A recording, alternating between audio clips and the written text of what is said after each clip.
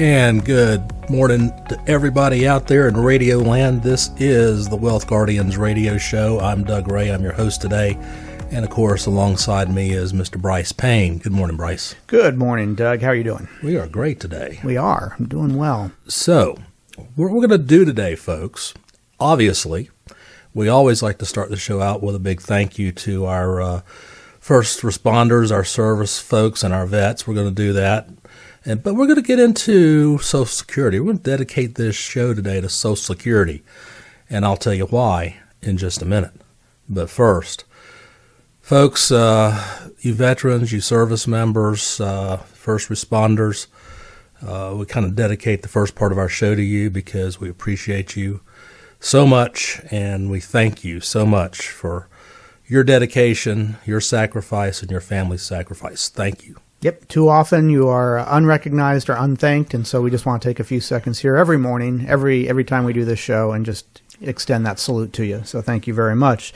And Doug, why are we talking about Social Security today? Well, Social Security, obviously, if you look at your retirement as a 3-leg or a 4-leg chair stool, it is certainly one of the bigger legs. It is. And we're dedicating today's show to Social Security because upcoming on November the 4th and the 9th is our last workshop of the year, and it's going to be on Social Security. And we are lucky. We get to have Hamilton Morales. I get him once a year, folks. That's it.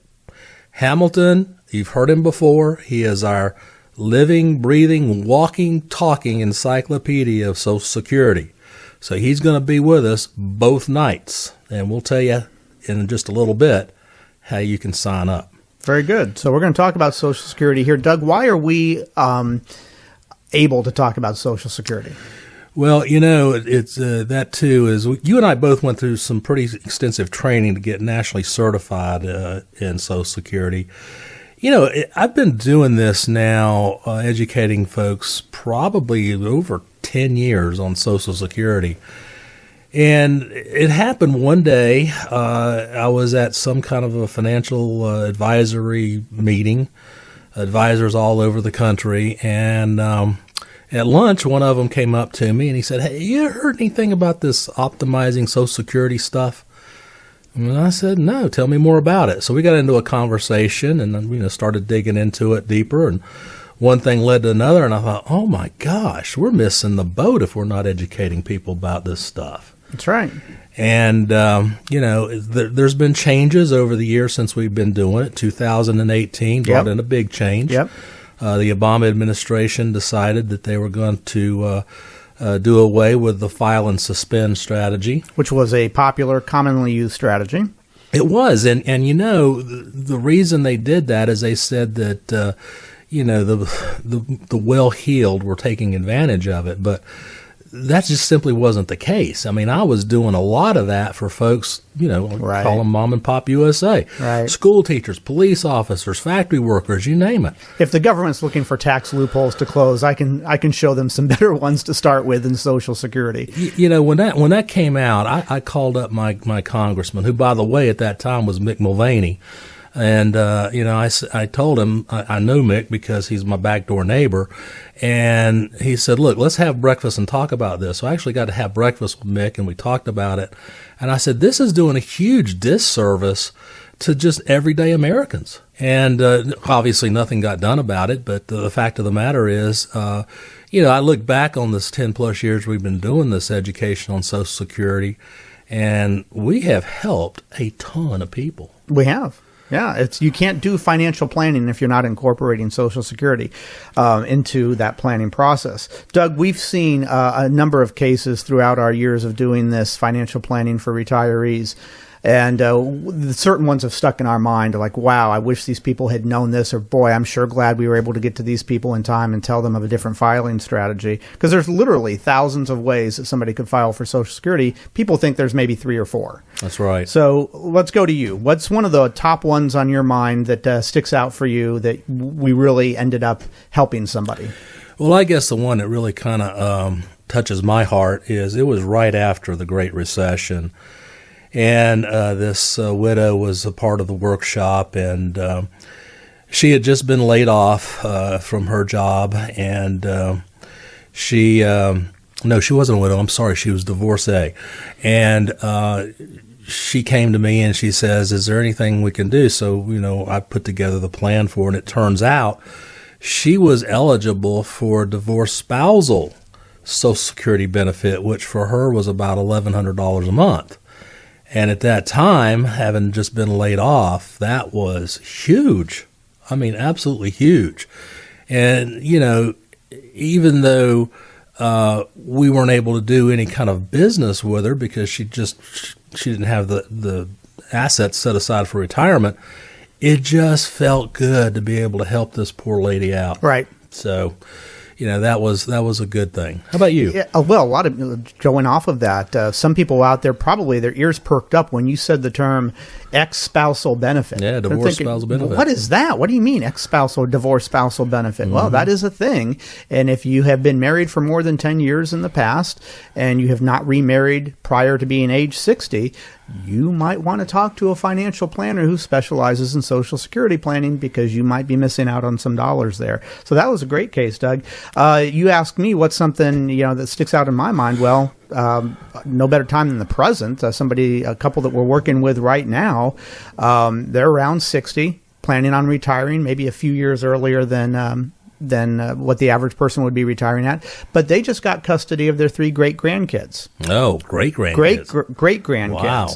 And we started talking about the benefits. Now, folks, here's some of your ears are going to perk up again. This doesn't happen to a lot of people because by the time you're ready to retire, you don't have kids that are generally under 18 years old. But this couple just adopted theirs, 3, 5, and 7, something like that is their ages. Well, they're entitled to Social Security benefits off of their kids if they're retiring. And so we've talked about that process with them, and that added significant amount of money on a monthly basis. We were looking at, I'm sorry, you're not going to be able to retire when you think you're going to be able to retire with your expenses. As soon as we factored in those Social Security benefits for them, now retirement looks like more than a real possibility for them. We're just going to send them off to the Social Security office to double confirm what those benefits will actually be. But this was something that wasn't in the original plan for them. And it looks like it might actually have them being able to retire when they wanted to. So that's a huge case off the top of my head. That's a terrific case. And hey, folks, we're going to be talking about this and other situations, myself, Brice, and Hamilton, coming up at our workshop. That's November the 4th and 9th at 6:30 p.m. at the Broyhill. You definitely need to sign up. Now listen, this workshop is for everybody who has not filed for Social Security, or even if you filed and are receiving benefits, as long as you're not over 70, there may be something we can do for you. You want to come to this workshop. It's November the 4th and November the 9th, 6:30 p.m. at the Broyhill. Here's how you sign up. Simply call 336-391-3409, 336-391-3409, or go on thewealthguardians.com, hit the events tab, and you can sign up right there. Very good. Doug, do you have another one you want to share before our break? Yeah, there was a couple that come to my mind, but one of them in particular was a case we'd worked with a couple. They are clients, and showed them how to file for their benefits. They went down to the Social Security office, and they said, no, you can't do it that way. Well, this was not long after that 2018 change in the Obama administration. Right. That was a complete chaotic thing for the Social Security Administration, because when D.C. made the changes, they didn't communicate it to the rest of the field, so it was a mess. Long story short, we told these folks how to do. They were kind of grandfathered into a file and suspend strategy, and the Social Security Department said they couldn't do it. We said, yes, you can. They went back and saw a supervisor. They said, no, you can't. They came back. We said, okay, forget about it. Let's just do it online. They did it online themselves. And it worked. And it worked fine. How about that? The DC one wouldn't have communicated with one of their branches of government. That surprises the heck out of me. Yeah, me too. Totally. And two, that perhaps the people who are trained to do their job in a government organization might not have all the training that they would ideally have in order to do their job perfectly. So again, two surprises there. Folks, to just give you a quick sense of how complicated the Social Security office is, think of your birthday. Well, you probably didn't know this, but according to the Social Security office, you were born one day prior to whatever your birth date actually is. That's how they calculate things there. Why that is beyond everybody. Nobody alive knows exactly why that is. But if you were born on October 31st, well, according to the Social Security office, you were born on October 30th. All right. So enough of that. We're going to go to break here, folks, but we're going to ask you a Social Security trivia question. It's a threefold trivia question. Who was the first recipient of a Social Security check? How much was that check for? And you don't have to be exact, round it within $10. And what year was that? So who was the first recipient of Social Security? How much was his or her check for? And what year was that? If you think you know that, stick around. I'm pretty sure Doug knows this one, but we'll be back in just a few minutes. And welcome back to the Wealth Guardians radio show from the Wealth Guardians radio studio. I'm Brice Payne in the producer's chair, and right alongside me in the talent chair is Doug Ray. And you out there in whatever chair you're sitting in, I want to ask you a question. Are you 5 to 7 years from retirement? Well, if you just said, I think so, or I hope so, or I'm not sure I'd like to be, then I've got good news for you. I want to help you confirm that you're making the best decisions for yourself and your spouse in retirement. We offer a no-cost, no-obligation second review so you can learn how to retire the job while keeping that paycheck. But the ball's in your court. You got to reach out to us. We can't reach out to you. How you do that? 336-391-3409 are the numbers you punch on the phone. 336-391-3409. There's no cost, there's no obligation for sitting down with us and seeing how we might be able to help you plan for your retirement. Now, before we get to the trivia question and the answer, I want to bring your attention on our weekly website highlight here. Go to our website, thewealthguardians.com, and from our homepage, scroll over the Media Center tab. And when you scroll over that, click on the Financial Calculators option. And what we have there are a number of different calculators that you can use in helping to prepare yourself for retirement before you come in and sit down with a professional, if you are so inclined to do so. There's calculators that are titled, What are the tax advantages of an annuity? How does inflation impact my retirement? And Social Security Retirement Income Calculator, and there's several others there as well. So play around with that and see what you might learn from that. And then again, you can always reach out to us, 336-391-3409, to get some professional help on retirement planning as well. Now, back to our trivia question. I asked everybody out there, including Doug right here, regarding Social Security, who was the first recipient of the Social Security check? How much was their check? Within about $10. You don't have to get it to the penny. And what year did they receive that? Doug, let's start with the year. What year did this person receive a check? Well, let me just kind of preface this first. Okay. Folks, listen up closely to this trivia question, because if you come to our workshops, you may hear it again, and it could win you a door prize. So it was Miss Ida Mae Fuller. That's true. You got that right. And she filed for her claim on November the 4th, 1939. She worked under the Social Security system for a whole 3 years, and she got her claim, for $22.54. It started on January 31st, 1940. And by the way, folks, that $22.54 is the equivalent of $450 today. Now, here's the interesting thing about Miss Ida Mae. She was born in 1874 in Vermont. She was a school teacher for a while, and then she decided to be a legal secretary. Well, she lived to be 100. She didn't pass away till 1975. And so one day, this is how she filed for her claim.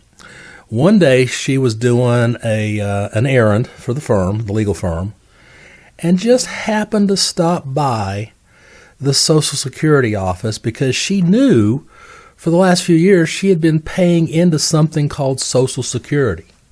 She didn't know what it was. In fact, another little tidbit, this is trivia inside of a trivia. Miss Ida May was a staunch Republican and did not like Roosevelt at all. Okay. But she just happened to walk in there and said, hey, I've been paying into this thing. What is it? And do I get anything? And she says, I didn't expect to get a thing. So long story short, she ended up filing, got her claim done, $22.54. The entire 3 years, her payroll tax for Social Security was a grand total of $24.75. How about that? So she made it all back almost one month. In her entire lifespan, remember she lived to 100, she took out $22,888.92. Now the question is, did that change her opinion of Roosevelt at all?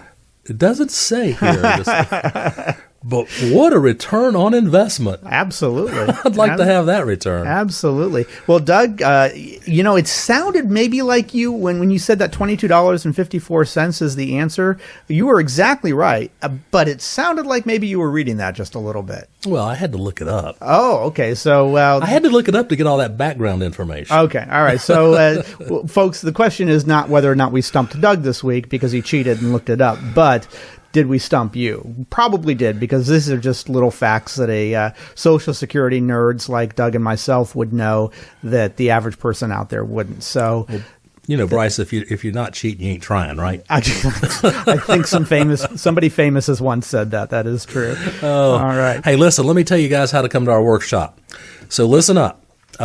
It's going to be in November. It's our last one of the year, November 4th and 9th, and it's going to be at 6:30. It's at the Broyhill in Clemens. And again, Hamilton Morales will be presenting with us. In fact, he'll be doing most of it. And he is the walking, talking, living, breathing encyclopedia of Social Security. In fact, that's, he's who Brice and I learned from. And he got our credentials for us. Yeah, so, I think, Doug, you and I, we didn't know each other back at the time that we got credentialed, but we think that we were at the same I think so. Same one at that time. How about that? So, folks, if you want to attend, register at 336-391-3409, 336-391-3409, or on thewealthguardians.com. Very good. All right, Doug. So in our first segment, we were talking in this episode, all things Social Security. We were giving some case studies that stood out in each of our minds over the years of us doing this and being certified with the National Social Security Association. Cases that stood out on how we'd helped somebody or something that just perhaps went completely sideways before because somebody didn't come talk to us first. And you'd given some case studies. I'd given some. So I'm going to mention another one here. We had, and this is probably our biggest case study, is a couple of years ago, we were sitting down with a couple here in the Wealth Guardian offices, and they were about 70, ready to plan for retirement, and just wanted to double check with a professional, and came across it, they're not actually married. This couple is not technically married. Okay. And we took a note on that. And then and we have to know that for tax filing purposes, because that's part of the planning process as well. And then, as we were wrapping things up, just happened to ask, have either of you been married before? And they each said, yes, they had. Oh, well, you and I looked at each other. I remember this vividly. Mm-hmm. Said, how long were each of you married? Well, each of them had been married for more than 10 years. That's a key hallmark there. Mm-hmm. If you were married for more than 10 years, you are now eligible for half of your ex-spouse's Social Security benefit as long as you haven't remarried. Well, this couple had not married each other. And we asked them, did each of your ex-spouses make a decent living? Yes, they did. They were professionals and whatnot.